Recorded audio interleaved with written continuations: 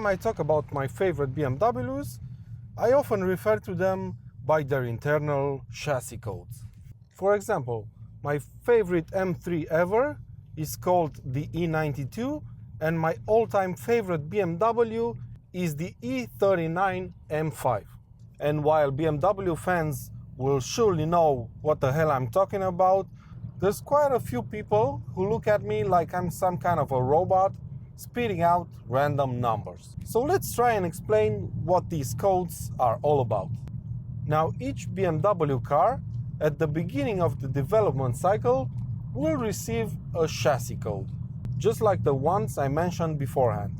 There are 4 types of codes available for BMWs so far. There's the E codes, the F codes, the G codes, and the recently added I codes for the new hybrid electric BMW lineup. You know what I'm talking about, the i3 and i8.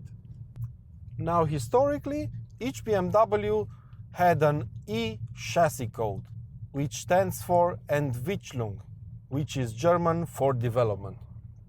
The first cars to carry these types of codes were the E9 and the E3, which were basically a lineup of luxury sedans and GT coupes developed between 68 and 77 to try and stop Merc's domination of that segment. And from that point on, BMW started building its family of cars that we all know and love to this day. It all started with the first ever 5 Series, chassis code E12, followed closely by the first ever 3 Series, BMW's bestseller, which had the E21 chassis code. The E codes lasted for about 37 years, and in 2005, BMW ran out of double-digit numbers and decided to switch to the letter F. The 5th generation 7 Series was the first car to carry that type of code. It was actually codenamed F01. And during the 7 years of the F chassis codes, BMW started introducing a lot of new variants and all new models to its lineup. The first ever 2 Series Coupe and M2 were launched. The first ever 4 Series Coupe and M4 were launched. The first ever Grand Coupe variant saw the light of day in the 6 Series. The first ever BMW MPV was launched, which was incidentally the first ever front-wheel drive BMW as well.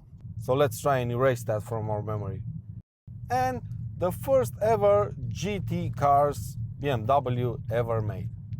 So that's a lot of work in just 7 years, right? And as you can imagine, after launching so many variants and all new models, BMW quickly ran out of double-digit numbers for the F codes as well, and then they switched to G along with the launch of the current 7 Series, which has the G11 internal chassis code. So there you go, that's basically it. A very quick rundown of how BMW's internal chassis codes work.